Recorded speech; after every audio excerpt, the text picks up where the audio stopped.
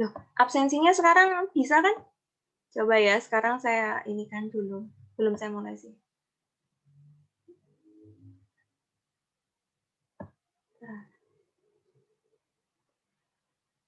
Yang tadi ada kuliahnya ngapain tadi? Semuanya tadi kuliah hari ini diisi apa sama dosen? Pembahasan UTS. Tadi kita nggak masuk ke dosennya Bu, sakit. Oh. Geologi dasar. Siapa yang dosennya lagi sakit tadi, Mas?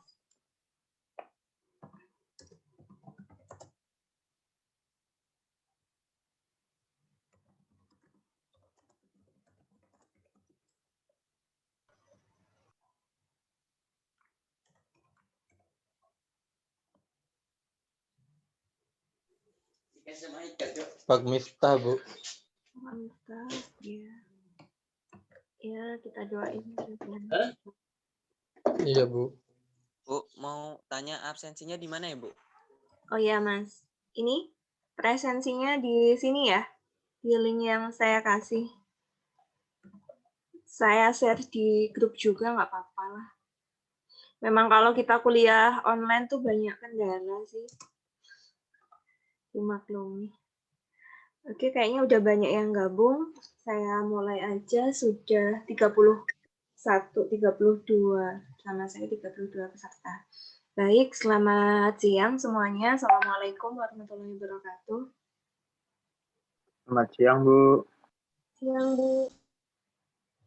Iya. Ini pertemuan kita setelah UTS, jadi kita refresh dulu lah sebelum kita masuk ke materi berikutnya. Karena kemarin UTS-nya gimana? Soalnya susah atau mudah?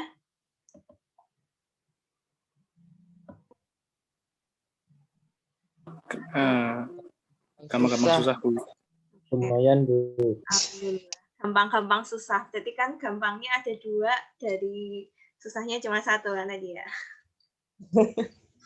Gampang-gampang susah berarti, Bu. Apa? Gampang susah-susah. Gampang susah-susah. Bukannya gitu. Oke. Tapi saya akan men-share ini ya, men-share apa namanya?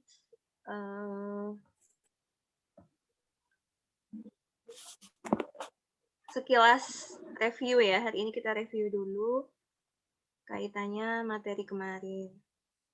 Saya share screen dulu.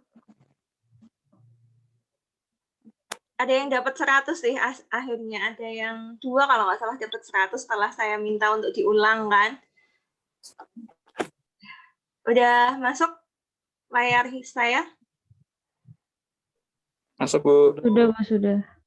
Udah, Bu. Oke, ini saya acak aja sih tadi, ngambil yang kebetulan yang namanya A kan, dan nilainya yang bagus gitu aja yang tak ambil.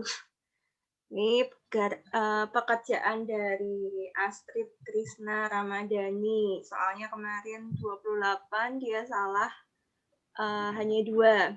Di sini nomor 14 sama 23. Kita akan bahas semuanya. Jadi kemarin saya sudah langsung keluar ya nilai dari UTS. Jadi saya sebenarnya udah selesai untuk nilai UTS, sudah selesai dikoreksi.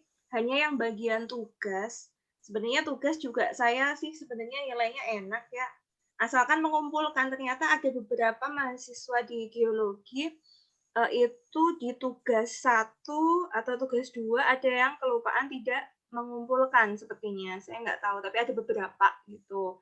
Jadi nanti mohon maaf jika walaupun kayaknya, wah saya kemarin ngikutin Zoom Bu, tapi ternyata tidak mengumpulkan nih. Bisa dicek nanti di LMS-nya. Apakah kalian mengumpulkan PDF-nya atau mengumpulkan Bu, ini makalah? presensi di LMS nggak ada ya, Bu? Hah? Ada, Mas? Itu di grup WA sudah saya share presensinya. Tapi belum bisa dimasukin, Bu. Lagi error. Oh gitu. Belum bisa presensi kita, Bu. Gini aja mungkin, ini kan saya rekam. Kalian isi di kolom chat ya namanya. Sama NIM ya, Bu? Iya, kembali nanti saya absenkan soalnya di LMS saya belum bikin lagi sih. Iya ada Bu. Siap. Nggak apa-apa. Chat aja, saya kasih catatan dulu ya di kolom chat.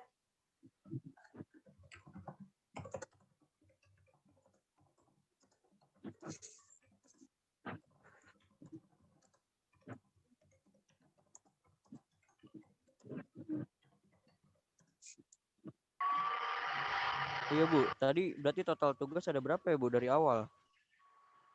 Kan cuma tugas 1 itu adalah tugas yang ini Mas, kalau nggak salah saya sembari bukain ya.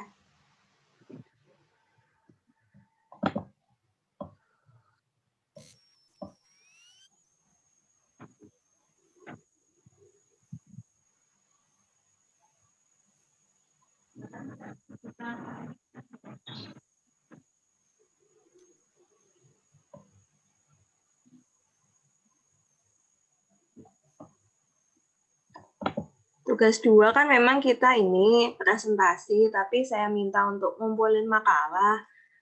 Rata-rata sudah ngumpulkan, tapi ada yang belum. Nih, partisipannya kan ada 59, ya ini kan 60 karena ada saya. Yang mengumpulkan hanya 49. Jadi ada 11 yang tidak mengumpulkan. Itu untuk tugas 2.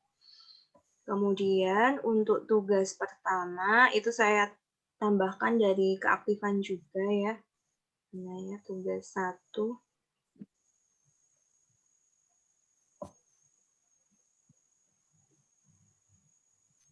Nah, di tugas 1 itu dari pesertanya 59, yang mengumpulkan hanya 44, seperti itu. Nanti cek aja di LMS-nya, saya udah ngumpulin belum ya. Dulu kan kalau saya sih berusaha untuk ngumpulin tugasnya di LMS agar mudah dalam penilaiannya, seperti itu. Oke. Oke ya, tak lanjutin ya bahas UTS sembari nanti absen.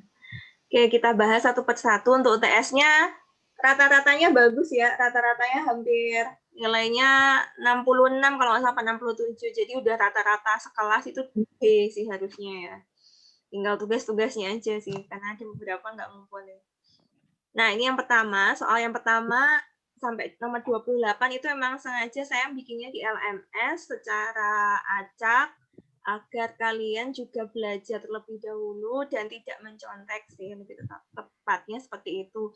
Dan memudahkan saya untuk mengoreksi karena kan jumlah mahasiswanya kan banyak, agar dosennya tidak melihat tulisan mahasiswa kan macam-macam ya. Nah, nanti kecapean. Nah, ini jadi saya sengaja agak cepat dapat nilainya dan tidak merugikan kalian karena UTS-nya saya minta untuk boleh diambil nilai yang terbaik, bukan di rata-rata juga. Jadi saya ambil nilai yang terbaik, terbesarnya nantinya. Gitu. Misalnya yang pertama dapat 40, ada 30 atau 40, tapi keduanya dapat 70 ya, yang saya ambil yang 70 gitu. Oke, kita bahas ya nomor 1. Mungkin nanti kalau di sela, kalian boleh menyela saya ya jika ada, Bu, soalnya jawabannya aneh atau gimana nggak sesuai, nanti bilang ke saya. Soal pertama, susunan partikel materi dari 3 wujud di bawah ini secara berturut-turut dari kiri ke kanan. Jadi dari di sini ke sini itu apa aja? Jawabannya bisa kalian perhatikan. Mungkin ada yang salah ya. Kita bahas yang namanya wujud padat, itu partikel-partikelnya adalah letaknya itu berdekatan dan rapat struktur molekul di dalamnya untuk partikel padatan wujud zat padat seperti ini. Kemudian di tengah-tengahnya adalah zat cair agak renggang, baru yang paling renggang banyak adalah fase atau wujudnya adalah yang gas. Itu menurut saya kalian harusnya ini betul ya jawabannya. Ada yang salah jawab ini?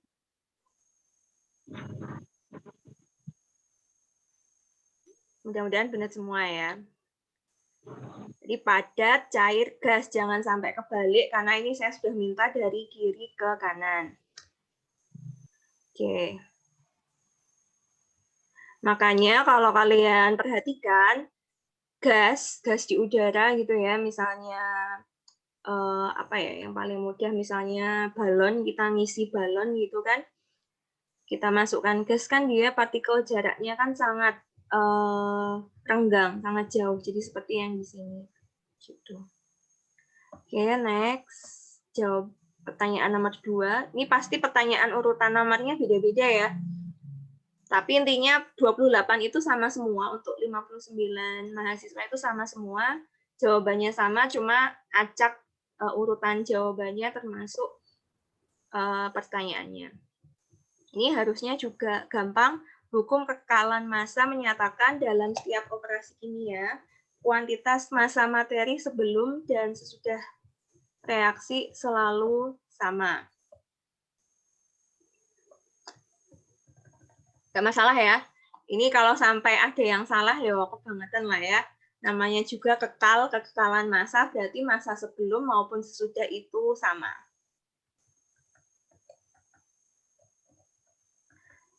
Nomor 3. Nah ini kalau nggak salah, ini ada beberapa banyak yang salah juga. Saya lihat sih jawabannya kalian.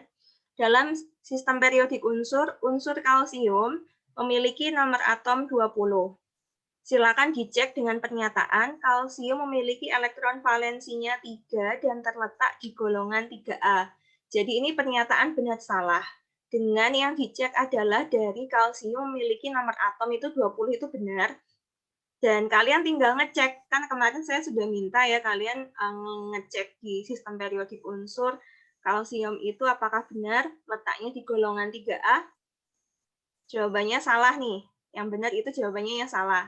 Jawabannya yang benar kalsium terletak di golongan berapa? 2A. 2A, Bu. Ya. 2A, berarti elektron valensinya 2. Itu jawabannya. Ini beberapa ada teman-teman kalian ada yang masih miss di sini. Ini benar ya, Astrid. Lanjut. Jadi gampangannya ini sebenarnya kalian harusnya ngecek di sistem periodik unsur.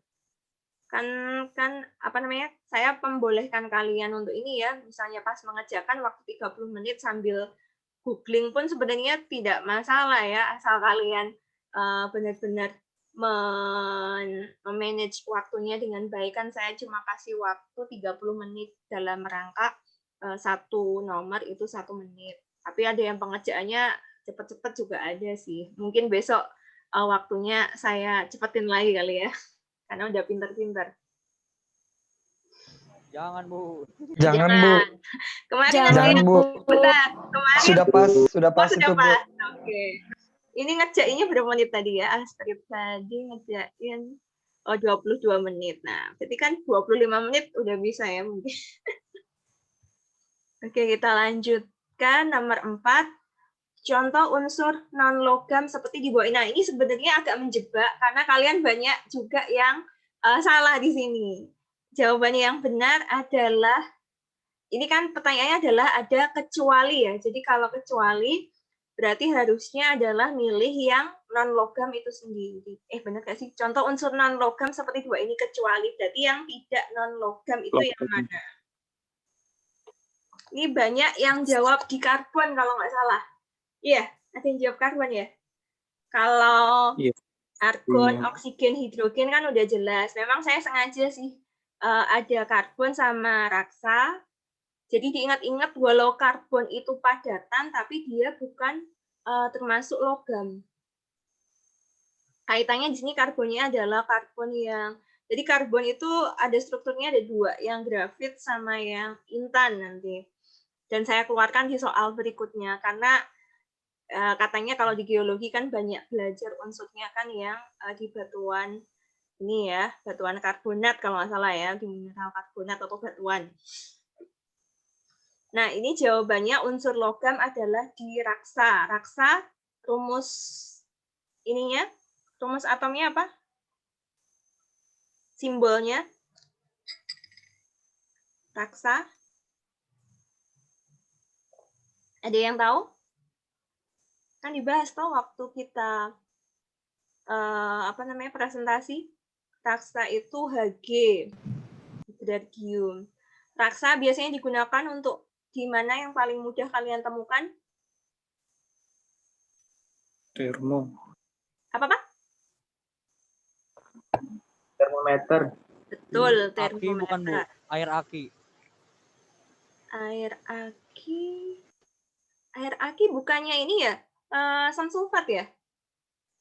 Bukan raksa Kira-kira kayaknya, Mas. Setahu saya loh ya, asam sulfat yang encer sih.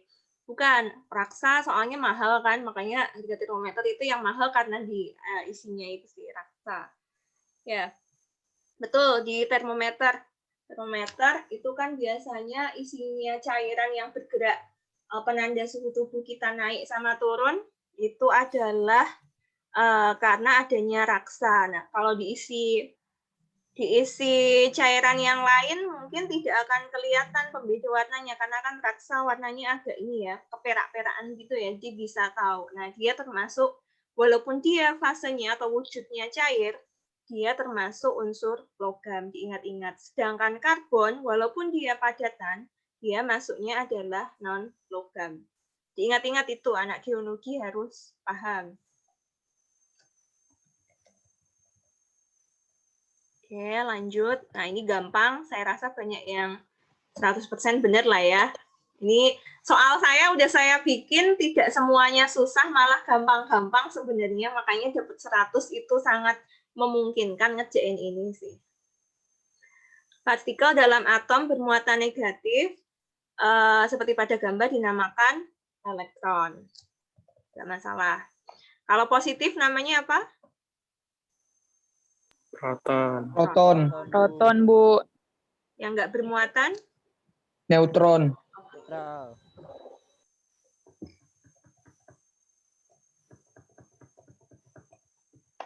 Nomor 6. Suatu atom dikatakan bermuatan netral apabila atom tersebut mempunyai jumlah titik-titik sama dengan jumlah titik-titiknya. Jadi yang sama itu jumlah apa? Jika muatannya netral. Ingat-ingat, atom itu bisa bermuatan, bisa jadi positif, bisa negatif. Makanya ada istilah kation, ada anion, seperti itu kan. Nah, kalau muatannya netral, itu adalah jumlah proton positifnya sama dengan jumlah elektronnya. Biasanya ditandainya misalnya Ca kayak gitu aja, Na kayak gitu tanpa ada muatan di atasnya. Misalnya Na plus berarti itu dia sudah tidak bermuatan netral seperti itu. Jadi proton sama elektronnya sama.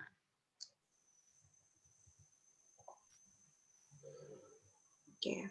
Kalau yang lainnya ini tidak hanya untuk ini sih, hanya untuk jebakan aja. Siapa tahu ada yang salah nggak di nomor ini? Mudah-mudahan enggak ya. Lanjut. Nah, ini keluar lagi kalau yang bermuatan positif tadi proton. Oke. Kita lewatin sebentar. Nah. Ini nomor 8, unsur-unsur berikut berada dalam golongan berapa? Di sini saya sudah meminta kalian, karena ini adalah short answer atau jawaban pendek, jadi kalian sebisa mungkin jawabnya seperti yang saya contohkan. Karena ini yang menilai adalah dari sistem. Seperti itu. Jadi kalau misalnya saya walaupun ini tulisannya 2A, misalnya saya isinya 2-nya adalah angka 2, bukan yang seperti angka Romawi pun, saya sudah pakai opsi, itu pasti jawabannya juga betul. Nah, di sini bisa kalian perhatikan ada magnesium, berilium, kalsium, strontium, barium, radium. Paling gampang ini ya, karena ada kalsium, Ca, berarti dia 2A jelas. Itu semuanya kalau unsur 1A, 2A itu semuanya adalah unsur logam, kecuali hidrogen ya, yang di 1A. Itu. Gak masalah ya ini ya, banyak yang betul lah tanggap. Kemudian yang ini.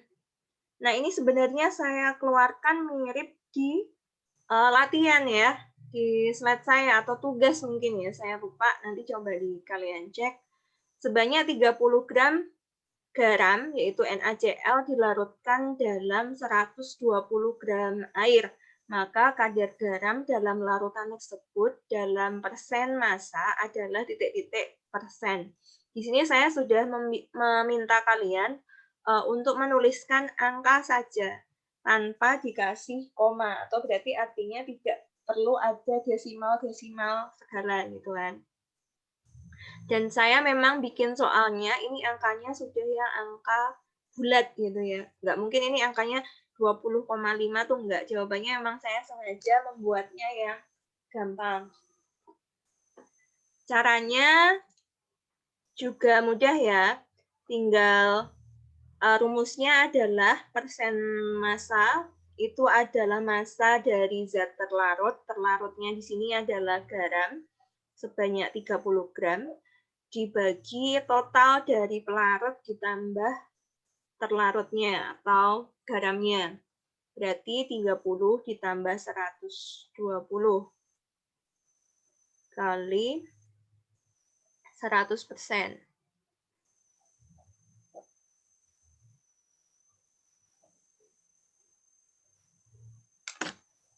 Betul? Caranya itu ya? 30 per 5, iya benar. Jawabannya adalah 20%. Ada yang bingung untuk menentukan nomor 9? Boleh tanya ya, kalau masih bingung. Bisa ya, jangan sampai salah. Walaupun di geologi, kalian hitung-hitungannya mungkin kebanyakan ke fisika kayak gitu ya, sudut, ngitung sudut. Ngitung seperti ini juga harus bisa, tidak yang susah-susah kok, tidak yang integral atau diferensial yang di kalkulus mungkin susah. Nah, kalau di kimia hitungannya itu sangat sederhana. Gampang ya? Halo? Iya, Bu. Oke. Kita lanjut nomor 10. Contoh di zat di bawah ini yang termasuk koloid. Masih ingat? Koloid itu berada di antara koloid termasuk campuran yang sifatnya heterogen. Jadi masih bisa dibedakan antara yang sebagai pelarut maupun yang terlarutnya, istilahnya seperti itu ya. Nah, koloid di sini ada pilihan yang pertama adalah air plus gula. Air plus gula kira-kira masuknya apa? Larutan. Larutan. Air kopi. Larutan, Bu. Suspensi. Suspensi, betul. Air kapur. Suspensi. Air pasir. Suspensi. Air kapur. Koloid. Iya, air kapur itu adalah CaOH 2 kali. Itu biasanya misalnya kapur kalian masukkan ke air, lama-kelamaan dia akan ada endapan di bawahnya. Jadi kalau ada endapan, itu pasti jelas dia suspensi. Kalau sabun kan enggak ya. Nah, sabun itu biasanya hanya kayak ikut ada kelihatan ininya sih, kecil-kecil diamatinya terpisah. Contoh lain untuk koloid selain air sabun apa? Parfum. Parfum, betul. Kemudian, parfum bukan larutan ya, parfum? Larutan. Coba nanti dicek ya. Jangan-jangan benar. Santan ya, santan itu termasuk koloid juga. Ini lagi hujan, mungkin kedengaran ya suara hujannya, nggak apa-apa ya. Dijaga kesehatannya. Saya cepatkan nomor 11. Dari gambar di bawah ini yang termasuk molekul senyawa. Nah, ini mungkin agak banyak beberapa yang salah ini. Walaupun kayaknya mudah. Ini kan udah pernah waktu jujur sebenarnya soal yang saya keluarkan di sini sudah saya bahas ya waktu slide saya ataupun mengikuti pertemuan Zoom meeting saya. Jadi gambar di bawah ini yang termasuk molekul senyawa. Namanya juga senyawa. Dia adalah zat murni ya. Zat murni. Unsur sama senyawa kan termasuk zat murni. Tapi kalau senyawa itu terdiri dari lebih dari satu unsur atau minimal ada 2 unsur. Bentuknya tinggal dilihat. Misalnya kalau A ini masuknya apa ini? atom ya, kayak gini. Kemarin kan udah ya, udah kita buat latihan juga kan? Iya Bu, udah. Udah paham lah. Ya, Bu. Ya, berarti nggak masalah ya. Kenapa pilihannya jawabannya adalah B yang benar? Ini maksudnya adalah misalnya unsurnya ini adalah ada dua ya di sini ya. Unsur yang besar, lingkaran yang besar putih ini terikat dengan 3 atom yang kecil. Maaf, 1 atom besar ini terikat dengan 3 atom yang kecil. Misalnya contoh untuk senyawa, molekul senyawa untuk jawaban yang B itu contohnya adalah apa ya? Sebentar, saya pikir-pikir dulu. NH3 Bu. Ah, betul, NH3. Betul. Betul, makasih Bu. Mbak. Mbak siapa tadi? Rita Bu. Oh, Prita. Ya, Prita kayaknya bagus ya nilainya. Oke, nah seperti itu. Terus yang A itu terpisah-pisah, tinggal atomnya ini besar-besar, C juga sama. Nah, yang D ini termasuk molekul unsur, tapi dia juga molekul ya. Contohnya yang paling mudah itu misalnya adalah O2, N2, I2, itu masuknya di molekul unsur di sini. Nah, kalau di yang E, dia di sini sudah campuran. Oke, lanjut. Jangan dilupain ya itu. Karena kimia dasar kita belajar, sebenarnya belajarnya itu tadi konsep dari sistem periodik unsur. Kemudian nomor 12, kedudukan elektron dalam atom didasarkan pada 4 bilangan kuantum. Yang bukan bilangan kuantum dari pilihan di bawah ini adalah, ya ini ya, kalian bisa nyontek di slide saya sembari buka, mungkin kalau ada waktu, oh ini apa contohnya, langsung di ini. Tapi kalau yang udah belajar, saya rasa langsung tahu, hafal lah. 13, gas karbon dioksida atau CO2 termasuk kelompok senyawa. Jelas ya. Kalau unsur itu misalnya adalah karbon, molekul unsur itu misalnya O2, N2 sampai ya N2, H2 itu molekul unsur. Kalau campuran misalnya ada larutan gula itu maksudnya campuran. Atom pun bisa seperti unsur ya. Oke, lanjut nomor 14. Nah, ini nomor 14 punyanya Astrid salah. Wah, ini padahal gampang ya. Harusnya nggak salah ini. Materi adalah segala sesuatu yang menempati titik-titik dan titik-titik. Jawabannya menempati ruang dan mempunyai massa. Menempati ruang itu maksudnya adalah memiliki volume dalam arti ya. Ruang itu maksudnya dia memiliki volume. Gas pun itu juga memiliki ada volume ya. Dan memiliki massa. Jadi jawabannya ini D ya, harusnya yang benar. Saya rasa nggak masalah. Jadi materi itu tidak hanya yang ada di bumi. Misalnya kita menemukan di planet lain ada zat lain, misalnya di mana ya, planet yang katanya mau jadi penggantinya bumi, di Mars. Ya, Mars. Katanya karena ada ditemuin air atau apa ya. Nah, itu kan berarti tidak hanya materi itu kan tidak hanya ada di bumi, seperti itu. Oke. Ini jawabannya menempati ruang dan mempunyai massa. Diingat-ingat. Jadi materi itu adalah zat punya volume, punya massa. 15. Ini mungkin masih banyak yang salah mungkin ngitunginnya ya. Kayaknya saya keluarin di latihan dulu pernah. Dalam 100 gram larutan gula 10% ditambah gula sebanyak 20 gram, maka kadar gula dalam larutan sekarang. Jadi kita mula-mula punya larutan gula 10% dalam 100 gram larutan. Kalau dipikir-pikir, berarti gula yang ada dalam 100 gram ini ada berapa gram? 10, Bu. 10. Betul. Ini pada di tempat kalian hujan apa enggak ini? Apa Jogja aja? Hujan, Bu. Mendung. Jogja. Mendung, Bu. Panas, Bu. Hujan, Bu. Panas, Bu. Panas. Sip, sip.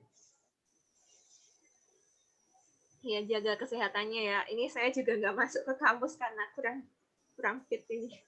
Ya, betul. Tadi 10 gram gula di awal. Ada zat terlarutnya jadinya 10. Karena kan 10% kali 100 ketemunya 10 gram. Kemudian ditambah 20. Jadi gula yang terdapat dalam larutan menjadi 30 kan. Nah, 30 masa larutan totalnya kan 100 ditambah 20. Jadi 120. Sehingga rumusnya adalah 30 gram gula per 100 ditambah 20, 120. Ketemunya adalah 25%. Gitu caranya. Nggak masalah ya. Tapi saya menemukan masih banyak yang salah nih di sini. Oke, saya lanjutkan. Caranya seperti itu, tolong diperhatikan bagi teman-teman yang masih salah. Nomor 16, jika atom X bermuatan netral diketahui mempunyai 12 elektron, nomor massa 25, maka jumlah neutron unsur tersebut adalah 13. Jawabannya betul ya pernyataan ini, karena dia muatannya netral. Ingat, nomor massa adalah jumlah antara proton ditambah neutron. Karena netral, neutron sama elektronnya sama. Oke, tidak masalah. Nah, ini ada yang salah nggak jawabannya? Tidak, Bu. Oh, tidak. Sip. Jumlah elektron maksimum pada kulit M atau nomor kulit ketiga sesuai aturan Pauli adalah jawabannya 18. Kalau sekarang saya tanya, kalau kulit pertama maksimum berapa? 2. Kulit 2, Bu. kedua, Bu. 8. 8. Bu. 8. 2, 8.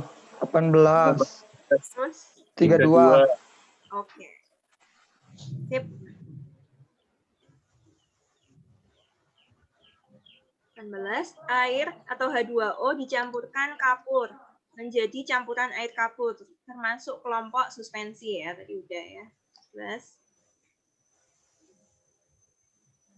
Contoh materi yang berupa zat tunggal atau zat murni adalah intinya kalau ada suspensi, larutan, sama senyawa, bukan termasuk zat tunggal, senyawa. Suspensi, larutan, sama koloid, dia bukan zat tunggal.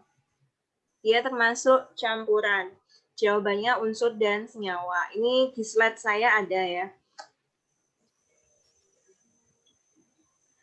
Ini juga harusnya betul semua ya, nggak ada yang salah. Ini kayak materi zaman SMA, perubahan wujud dari padat ke gas ataupun sebaliknya dinamakan menyublim. Ada yang jawab menghilang? Tidak ya. Contohnya apa? Materi padat kok bisa jadi gas? Contoh yang paling gampang dalam peristiwa sehari-hari? Kamper, Bu, kamper. Kapur. Betul. Barus. Betul, makasih. Kapur barus. Ya, betul.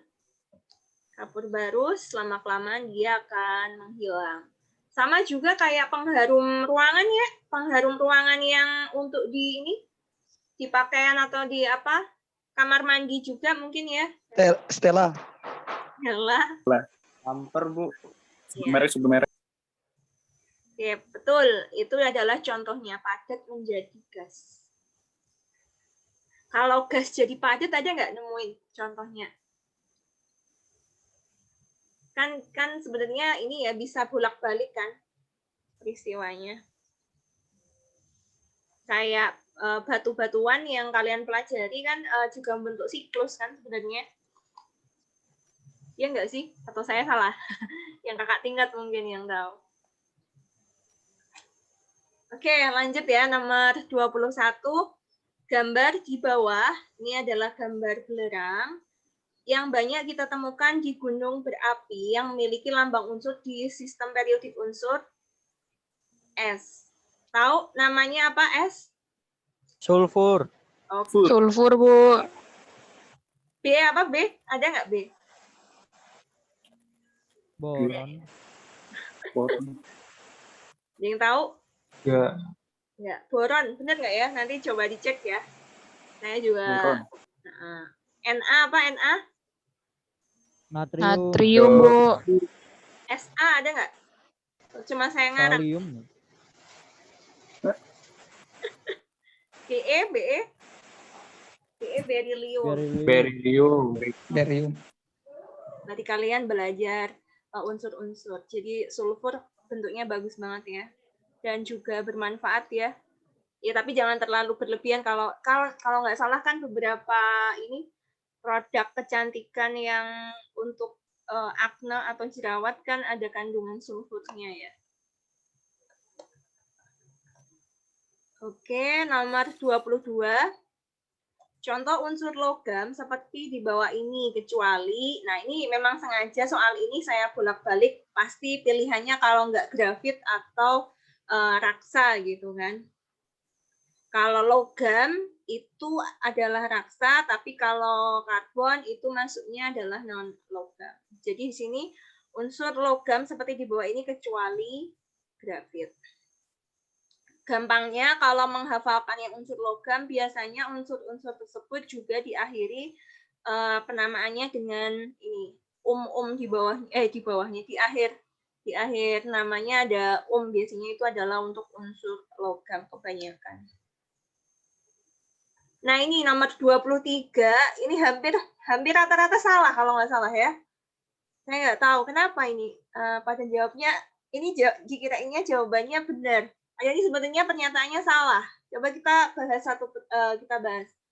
Unsur karbon C di alam tidak dapat diperoleh dalam keadaan murni, tetapi ditemukan dalam bentuk intan saja. Kenapa dinyatakan ini adalah pernyataannya salah? Ada yang bisa menjawab? Karena di alam ada 2. Betul, di alam ada 2. Kalau intan ditemuinya di mana, Mas? Di alam. Maksudnya di daratan, di laut, di darat, gitu? Atau di gunung misal, atau di mana? Kalau intan?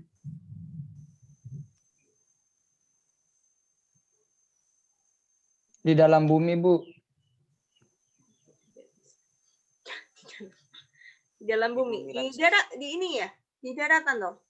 Bukan di laut ya? Bukan, Bu. Oke. Berarti kayak ditambang gitu ya, di bor dalam tanah di dalam bumi ya. Oke, bentuknya ada 2. Jadi bukan intan saja, tapi karbon itu juga satu lagi adalah bentuknya yang grafit. Kemudian dia bisa ditemukan jadi karbon itu bisa ditemukan dalam keadaan murni ya, bukan tidak dapat diperoleh dalam keadaan murni. Pernyataan ini juga salah. Jadi bukan kesalahan dari soal ini bukan hanya karena ditemukannya ini saja yang salah, tapi juga pernyataan yang pertama ini juga tidak tepat. Jadi karbon itu bisa langsung ditemukan dalam keadaan murni. Beda sama unsur-unsur di golongan 1A dan 2A. Rata-rata kalau di situ kebanyakan dia diperolehnya dalam bentuk wujud yang sudah mineral biasanya. Atau batuan mungkin. Oke, nomor 24. Sifat jari-jari atom dalam satu golongan di dalam sistem periodik unsur adalah semakin besar dari atas ke bawah. Betul ya, ini rata-rata juga betul. Gampangannya jari-jari atom itu adalah mengikuti dari banyaknya kulit. Semakin ke bawah kan nomor jumlah kulitnya kan juga semakin banyak. Otomatis jari-jari atom semakin ke bawah semakin besar. 25. Nah, ini seperti yang tadi, kalau tadi molekul senyawa, sekarang yang ditanyain adalah molekul unsur. Jawabannya yang C.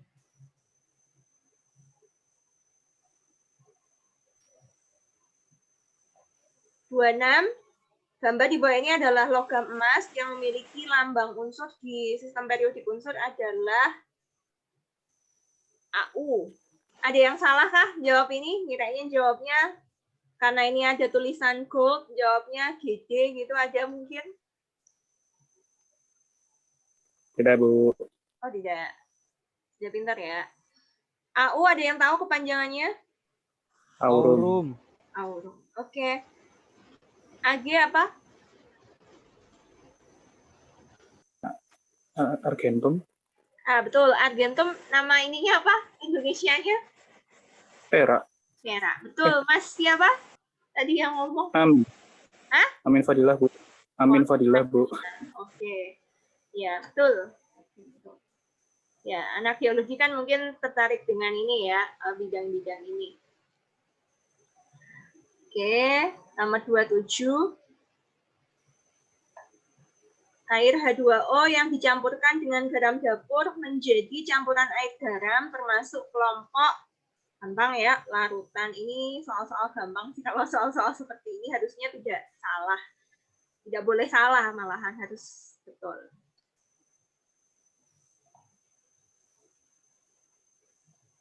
Kenapa ini dinamain larutan? Kenapa enggak suspensi atau koloid mungkin? Ada yang tahu? Ada pelarut dan terlarut, Bu. Lalu homogen. Iya, karena hasil akhir dari misalnya kita aduk terus-menerus, hasilnya homogen. Sudah tidak ketahuan mana yang garamnya sudah melebur sama airnya, strukturnya juga sudah beda kan, intinya rasanya dan lain sebagainya. Itu di larutan masih ada rasanya, maksud saya rasanya masih sama kayak yang garam. Oke, larutan ya, homogen karena homogen.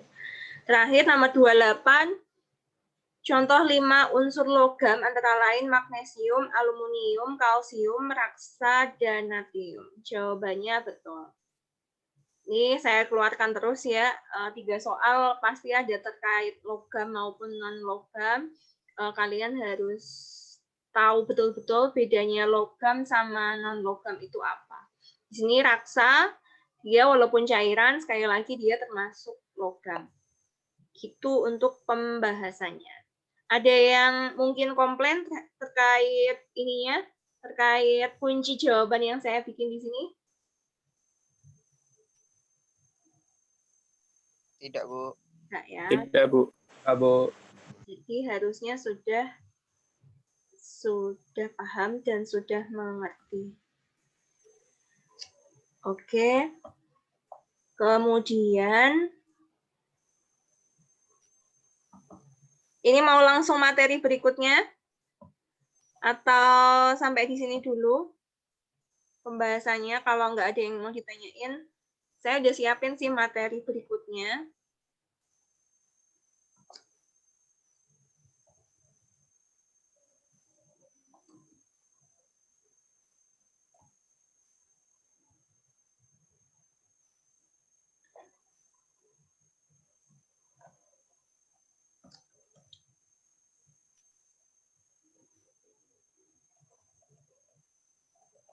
Ada yang mau ditanyakan? Kalau nggak ada, saya lanjutkan ya. Lanjut, Bu. Oh, lanjut. Oke. Semangat ini. Ya, kalau mahasiswanya semangat, saya juga semangat sih. Semangat ngasih materi. Oke, ini materi berikutnya ya. Nanti mungkin tidak hanya materi ini, tidak hanya saya sampaikan hari ini, tapi juga minggu depan kaitannya masih bahasanya ini, yaitu stokiometri reaksi kimia. Stokiometri itu adalah bidang dalam ilmu kimia, kaitannya kimia dasar, kita menyangkut hubungan kuantitatif. Jadi kalau ada kuantitatif berarti ada yang terukur, terhitung seperti itu, yang terlibat antara zat-zat yang terlibat dalam reaksi kimia, baik sebagai pereaksi ataupun sebagai hasil reaksi. Jadi kalau dalam suatu reaksi, misalnya nanti ada A plus B menjadi C, maka reaksi adalah A dan B, sedangkan hasilnya adalah C.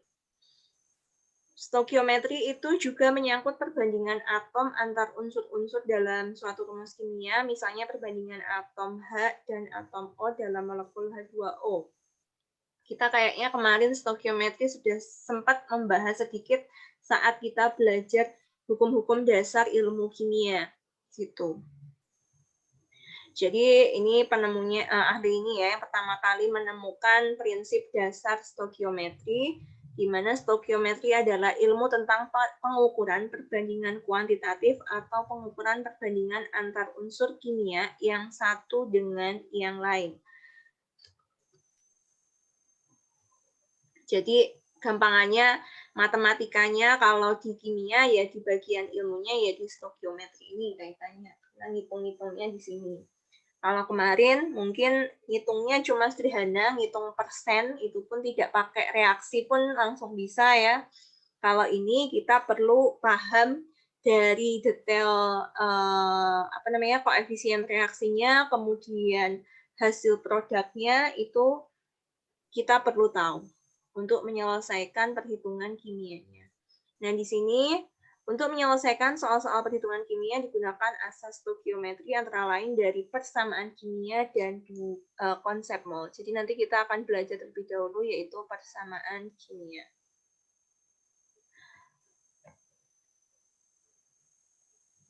Untuk mengetahui persamaan kimia, kita perlu tahu yang namanya reaksi kimia terlebih dahulu. Reaksi kimia adalah perubahan dari suatu senyawa ataupun campuran senyawa menjadi senyawa lain. Biasanya ditandai adanya reaktan atau zat bereaksi dan produk atau zat hasil reaksi. Di sini ada keterangannya. Persamaan reaksi kimia adalah yang seperti ini ya, tapi nanti lengkapnya nanti ada lagi. Reaktan adalah senyawa A dan B, sedangkan produk adalah senyawa C plus D. Tuh. Nah, tanda-tanda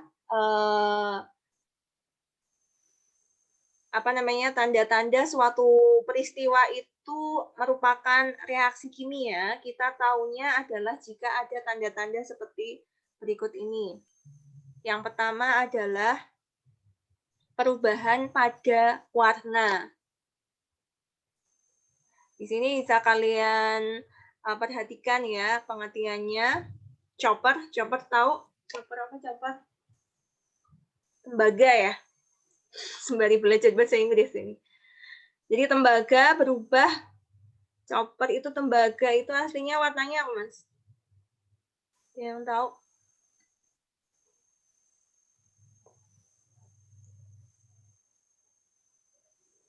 Kekuningan, Bu. Kuningan ya. Iya, nanti coba dicari ya. Saya juga. Iya, kayaknya tembaga kuning sih.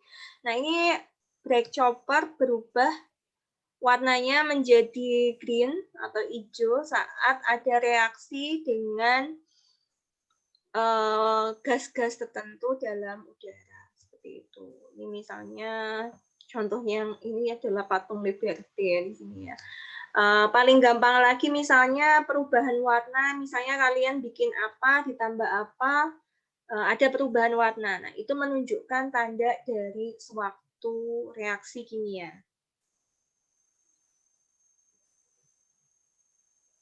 Misalnya ngaduk-ngaduk. Kalau misalnya nih, kalau sirup ditambah air, kayak gitu, itu juga termasuk reaksi kimia atau enggak berarti kira-kira?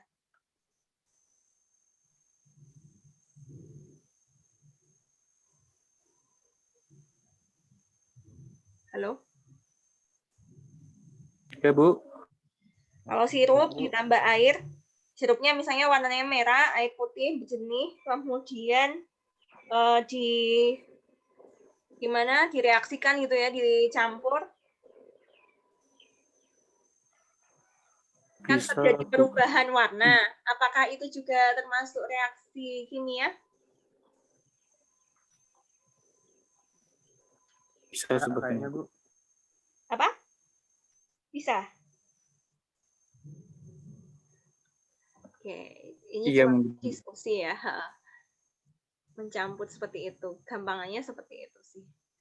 Kemudian yang kedua, tanda yang kedua adalah timbul atau terbentuknya gelembung. Gelembung ini artinya berarti ada terbentuk gas. Maksudnya gelembung di sini artinya adalah terbentuk gas ya biasanya.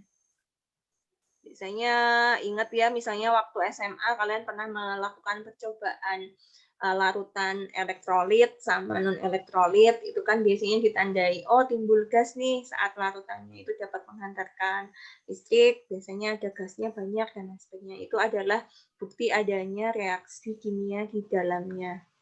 Ini reaksinya adalah bubbles gelembung karbon dioksida terbentuk saat baking soda. Ada yang tahu rumus kimianya baking soda?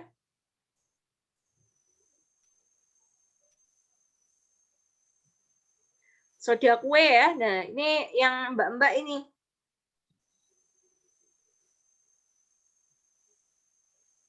Nanti coba dicek ya. Rumusnya ini atau enggak. Saya sudah ingat-ingat. NaHCO3 saat ditambahin dengan vinegar. Vinegar itu apa? Cuka. Cuka, Bu. Ya. Cuka. Nah, tiba-tiba di sini ada terbentuk ada CO2 dan apa? Tuh. Itu contoh untuk yang terbentuknya gelembung.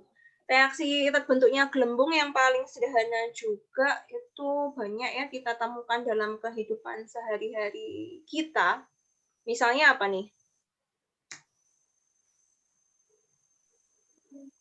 Yang sering kalian pakai. Air sabun, Bu. Oh, air sabun tentang gelembung ya? Oh iya, tapi itu gas, Po. Enggak kan kayaknya? Itu kan karena Iya, kita bukan. bikin gelembung. Ya, mungkin bisa kali ya. Maksud saya adalah yang sering kalian pakai itu di kendaraan, di motor, atau di mobil, yang pakai mobil. Itu kan awalnya kan dari bensin kan? Solar, bensin. Kemudian yang keluar kan dari asapnya jadi hasil akhirnya kan dari pembakaran jadi apa, Mas? Jadi Gas. Gas apa? gas monoksida. Oh, jangan monoksida ya, pembakarannya harus pembakaran sempurna. Karbon dioksida. Yang ya, misalnya reaksi pembakaran gas metan. Ya, nulis apa ya? Hasil akhirnya pasti diinginkannya adalah reaksi pembakaran sempurna. Nah, itu adalah contoh dari timbulnya gelembung tadi atau timbulnya gas, terbentuknya gas misalnya seperti ini dalam reaksi pembakaran atau reaksi combustion. Pembakaran. Oke, itu gas selesai. Itu contoh-contoh reaksi kimia ya. Kemudian change in odor. Itu apa berarti perubahan dalam di odor? Warna. Bukan. Odor bukan warna. Color tadi. Kalau baca. Bau, Bu. Bau, betul.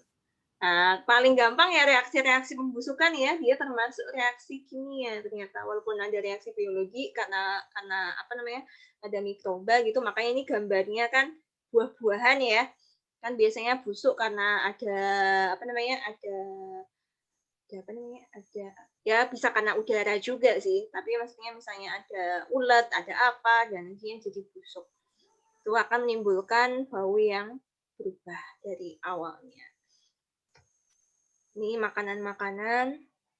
Oh, ini juga perubahan bau tidak hanya karena pembusukan. Di sini yang lainnya adalah saat dibakar. Reaksi dari pembakaran pun termasuk tanda-tanda reaksi kimia. Misalnya yang gampang saat kalian bakar kertas ya, atau kayu bakar, atau bahan bakar apapun, biasanya tetap ada bau ya yang ditimbulkan. Kalau yang kompor gas sih enggak sih, artinya enggak ada bau sih harusnya. Kecuali kalau bocor baru ada tanda baunya timbul. Gitu. Nah, ini contoh-contoh untuk reaksi kimia karena perubahan bau di situ. Yang awalnya tidak ada bau menjadi timbul bau, itu berarti sudah memberikan contoh bahwa oh, dia itu termasuk reaksi kimia. Terus yang keempat, formation of precipitate. Artinya apa? Pembentukan apa?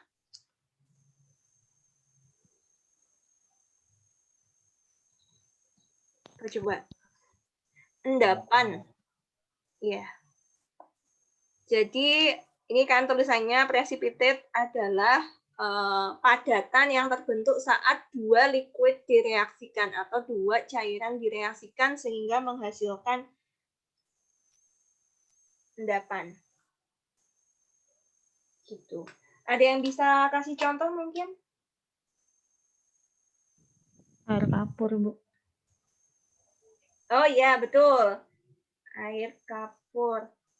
Tapi air kapur itu kan padat kan ya Mbak, kapur kan padat. Kemudian si itu cair air. Ini dimintanya adalah dua cairan bereaksi. Terus hasilnya endapan. Nanti coba kalian cari reaksinya contohnya apa ya. Saya sembari mikir juga, saya lupa.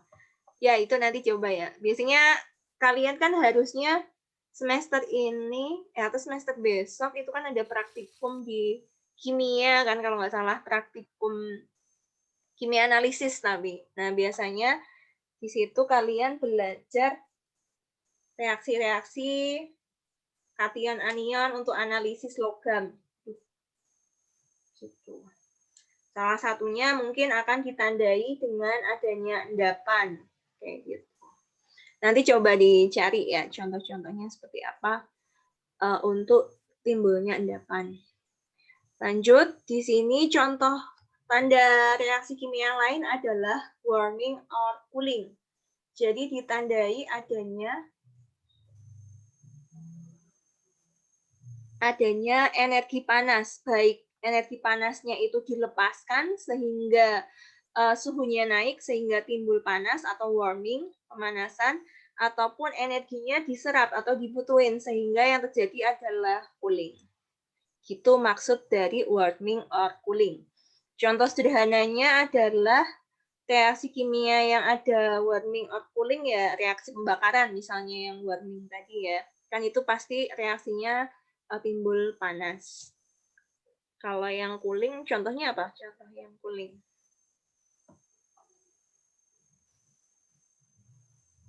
Kita belajar contoh-contoh dalam kehidupan sih reaksi-reaksi kimia. Ya, nanti coba dicari ya. Terus yang terakhir,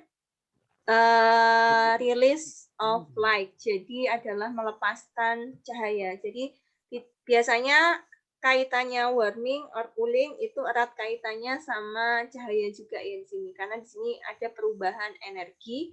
Kalau di sini adalah perubahan pada bahannya itu sendiri, materialnya. Kalau di sini timbul atau perubahan energinya. Di sini misalnya adalah timbul nyalanya misalnya saat reaksi pembakaran kan biasanya timbul saat logam dibakar timbul suatu nyala tertentu atau warna tertentu, itu namanya adalah reaksi kimia karena menghasilkan tandanya adalah release of light gitu. Bu, mau tanya, Iya, yang cahaya tadi itu termasuk reaksi fusi bisa nggak, Bu? Yang release of light? Kayak reaksi ini ya.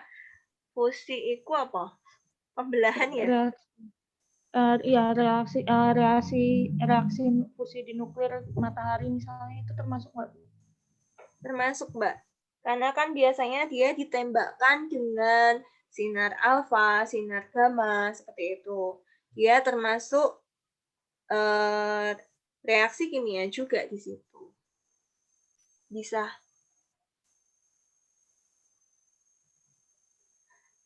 Kan kita di Jogja ada ini ya, ada batan ya. Nah itu kan juga dipelajari itu reaksi kimia juga. Termasuk Mbak, itu mungkin penjelasannya sedikit. Iya Bu, terima kasih. Iya. Terus ini wujud zat. Nah ini tolong kalian perhatikan. Jadi namanya nanti bikin persamaan kimia itu tidak hanya nulis yang tadi saya tuliskan cuma kayak gini tok ya. CH4 plus O2 menghasilkan CO2 plus H2O. Nanti persamaan kimia yang lengkap itu tidak hanya nulis senyawa-senyawanya atau unsur-unsurnya yang terlibat dalam reaksi bahan sama produk, tapi juga dilengkapi fase atau wujudnya dan koefisien reaksi. Nanti kita baru bahas kan sekilas seperti ini aja. Jadi misalnya wujud zat itu ada 4. Yang pertama kita ketahui adalah zat padat, cair, sama gas. Tapi satu lagi kita tambahkan saat fasenya adalah dalam bentuk larutan. Karena kan beberapa reaksi itu biasanya bisa bereaksi kalau dalam gasnya itu dalam bentuk larutan. Misalnya kayak HCl. HCl itu kan fase aslinya dia gas, kemudian kita bikinnya dalam fase larutan. HCl murni aja itu 37%, jadi masih larutan HCl agi ya, maafin. Misalnya HCl, itu biasanya fasenya adalah agi, walaupun fase asli dari HCl itu adalah gas. Anak geologi kan sering pakai HCl ya, untuk mendeteksi usia batuan ya. Atau asam apa? Karbonatan, Bu. Hah?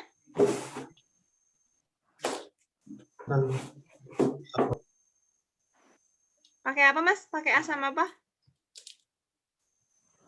Saya buat mengetahui batuan itu karbonat atau enggak. Oh, gitu. Ya. HCl-nya kan HCl larutan, bukan HCl gas kan. Karena yang memang mudah untuk direaksikan adalah pada saat fasenya itu cair, liquid gitu ya, atau fasenya fluida gitu ya, cair gitu. Karena fase asli HCl itu dia aslinya gas. Di sini kalau HCl asli itu 37%. Nah, ini diskusi carilah, oh ya, jadi kalian tidak boleh menuliskannya nanti simbolnya harus pakai yang Inggris seperti ini ya. Ini udah patokan, udah kayak gini. Jadi kalau nulisnya misalnya tadi CH4, dia kan metan, berarti dia adalah fasenya gas, O2 fasenya gas, CO2 juga gas, H2O-nya dia gas. Gitu. Terus di sini carilah 5 macam reaksi kimia yang menghasilkan tanda-tandanya tersebut. Bisa mungkin ngasih contoh, kita bahas, saya kasih contekannya. Misalnya ini, Na itu kan logam, jadi dia solid. Kemudian dibakar gitu ya misalnya.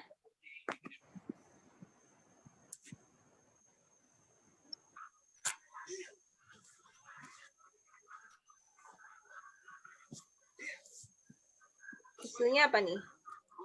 NaO apa Na2O? Itu jadi lupa.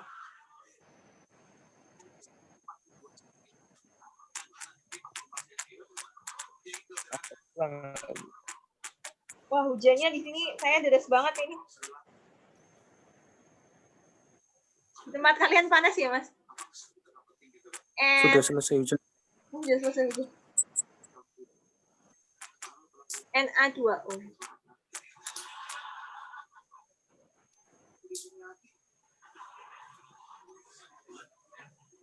Nah, seperti ini penulisannya. Ada yang tanya? Oh, belum. Jaringannya, mohon maaf terganggu. Iya, nggak apa-apa. Yang merasa jaringannya terganggu nggak apa-apa ya. Kalau mau live dulu nggak apa-apa. Ini saya juga akan segera menyelesaikan. Kita sementara sampai ini dulu. Jadi mungkin bukan tugas. Nanti boleh dibahas, dicari. Bu, nanti kita diskusikan di grup WhatsApp aja. Sembari nanti saya absenkan di presensi contoh-contoh reaksi kimia yang menghasilkan tanda-tanda tadi.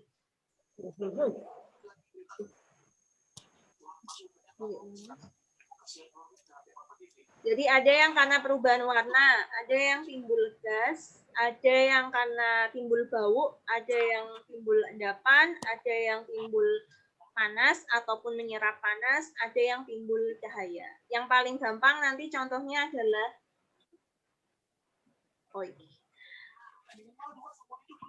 ya, kalian coba cari ya. Sementara sampai ini dulu atau mau dilanjutin? Tak lanjutin sedikit lah, kasihan. Beberapa jenis reaksi kimia, mungkin ini bisa kalian catat ya, karena saya belum kasih di LMS. Jadi ada contoh-contoh reaksi kimia yang misalnya A plus B menjadi gabungan AB.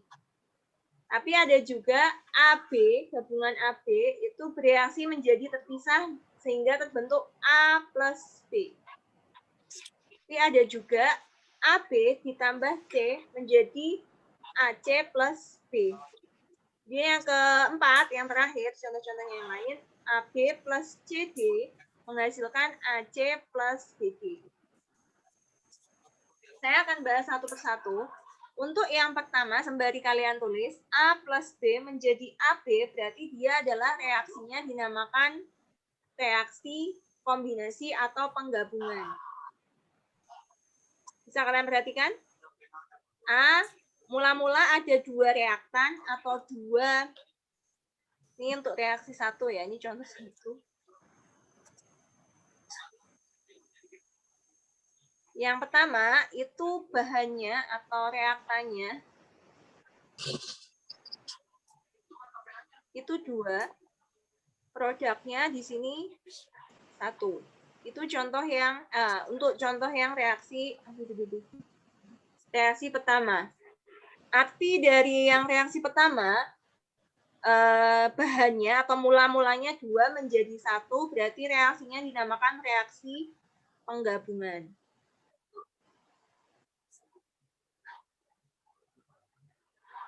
Kemudian kalau yang B, ini adalah reaktannya hanya satu, tapi produknya menjadi dua. Namanya reaksinya adalah penguraian. Ini enak tidur ya. Kalau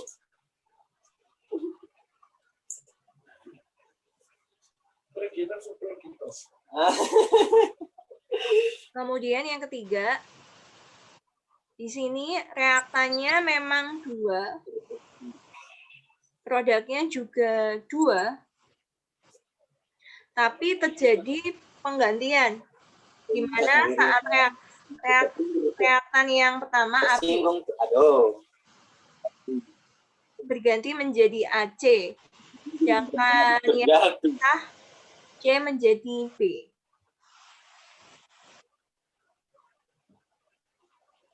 dalam lautan api asmaramu.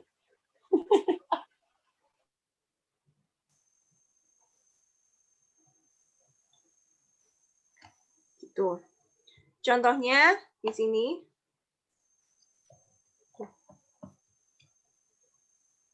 Dinamakan reaksi substitusi atau pertukaran. Tapi bedanya ini substitusi sama netralisasi mungkin kalian akan melihatnya sama ya. Yang ini namanya adalah substitusi.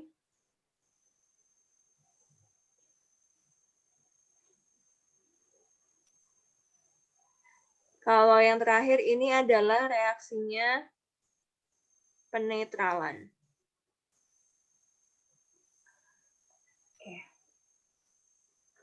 Udah dituliskan ya? Sembari, insya Allah nanti saya kasih di LMS sih materinya, tapi sembari kalian bisa belajar dari ini penjelasan saya. Ini contoh-contohnya. Jadi kalau kalian perhatikan penggabungan tadi ya, contohnya ini A, B, bahannya ada Al, ini misalnya aluminium, direaksikan dengan O2, dibakar ya. Kalau ada reaksi, oh ya, saya kasih tahu juga mungkin.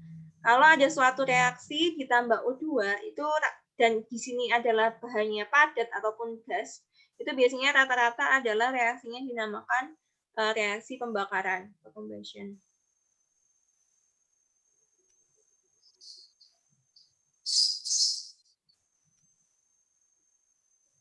Jadi rata-rata untuk reaksi pembakaran itu biasanya adalah reaksi penggabungan.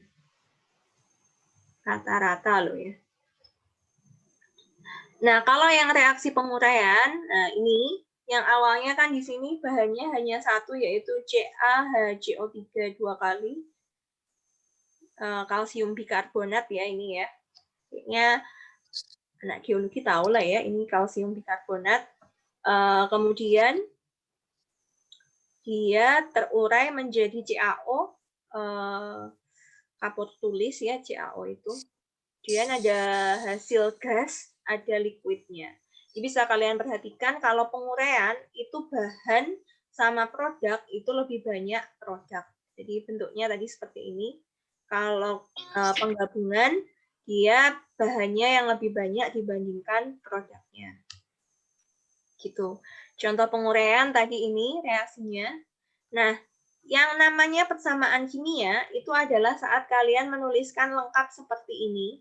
Jadi ada bahan seperti ini, fasenya, wujudnya, dan koefisien reaksi. Kita baru belajar menuliskan senyawa atau penamaan bahannya dan wujudnya saja.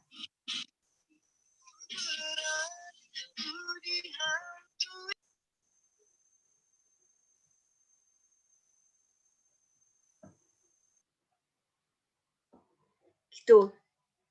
Ini terakhir ya, saya mungkin kayaknya teman-teman kalian udah banyak yang, aduh Bu, udah Bu, gitu. Makanya pada rame nih, notin suara. Kayaknya sampai sini dulu.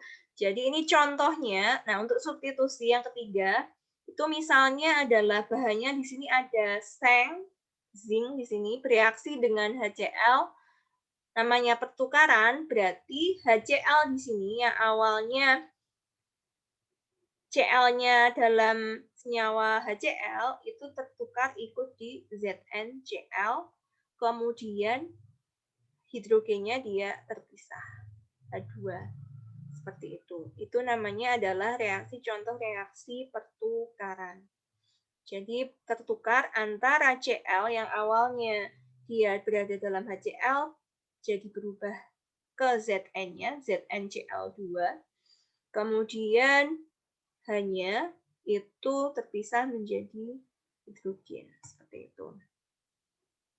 Kemudian yang keempat, reaksi netralisasi bisa kalian perhatikan sebenarnya sama-sama menukar ya. Reaksi netralisasi itu mirip sama reaksi pertukaran. Ada yang bisa tahu atau ngasih tahu saya bedanya netralisasi sama substitusi, bedanya apa mungkin dari contoh ini?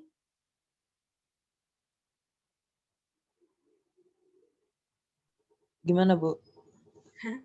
Contoh, perbedaan antara substitusi sama netralisasi.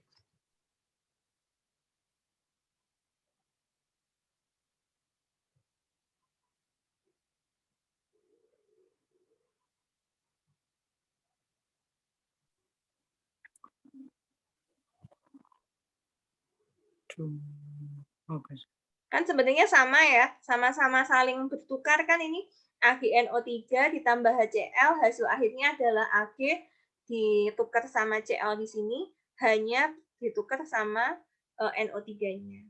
Oh ya, kemarin kalian belum belajar ikatan kimia ya? Mungkin jadi agak bingung. Belum. Ya, kita mulai agak susah mungkin. Tapi nggak susah sih sebenarnya kalau kalian udah tahu kunci belajar reaksi kimia sebenarnya cuma kayak gini sih, nuker-nuker kayak gini. Mungkin minggu depan saya awali ikatan kimia dulu mungkin sekilas. Bedanya apa? Ada yang mau ngasih pendapat? Bedanya netralisasi sama substitusi.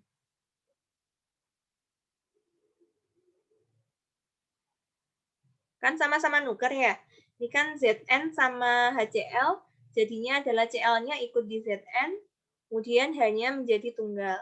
Kalau di sini AgNO3 sama HCl saling bertukar antara, oh iya, sembari belajar ikatan kimia ya. Ini terakhir kok. Slide-nya sampai ini aja. Misalnya ini ya, ambil contoh yang ini.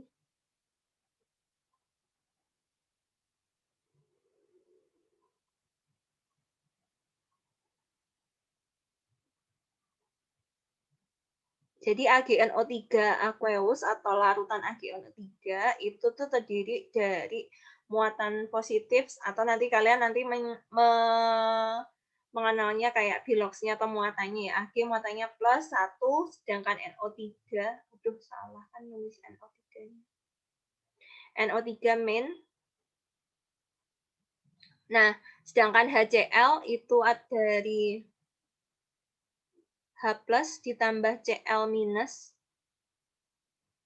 Ini saling bertukar. Minusnya dari muatan Cl minus di sini tertukar dengan di sini, sedangkan NO3-nya ikut di sini.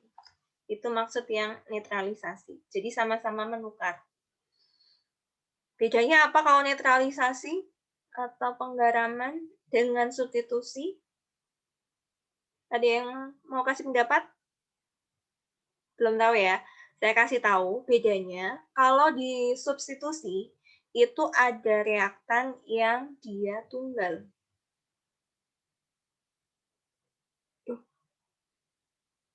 Bisa kalian lihat di sini substitusinya itu ada reaktan yang tunggal.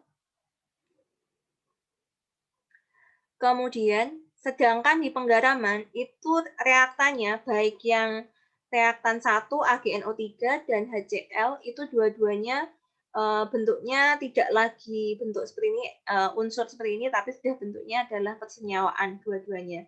Dan namanya juga reaksi netralisasi, itu pasti akan melibatkan senyawa-senyawa asam ataupun basa dan juga garam.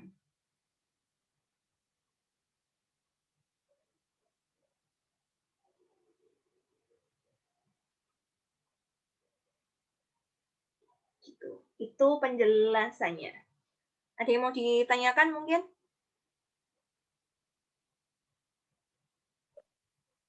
Iya, belum, Bu. Belum ya. Saya rasa cukup sih untuk materi hari ini, cukup sampai di sini dulu. Saya hanya minta ke kalian, coba kalian cari lagi contoh-contoh dari tadi. Yang pertama tadi apa ya? Oh ya, ini kalau kalian perhatikan untuk reaksi penggaraman di sini sudah menunjukkan tanda-tanda dari reaksi kimia, yaitu timbulnya presipitasi atau endapan tadi ya. Ini kan larutan kan biasanya cairan ya, larutan, kemudian ditambah larutan, hasilnya ada endapan, solid, dan larutan.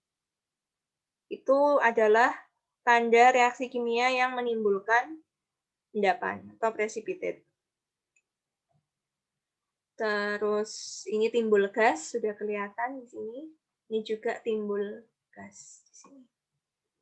Nanti mungkin sembari dicari kalau yang perubahan warna atau bau itu seperti apa.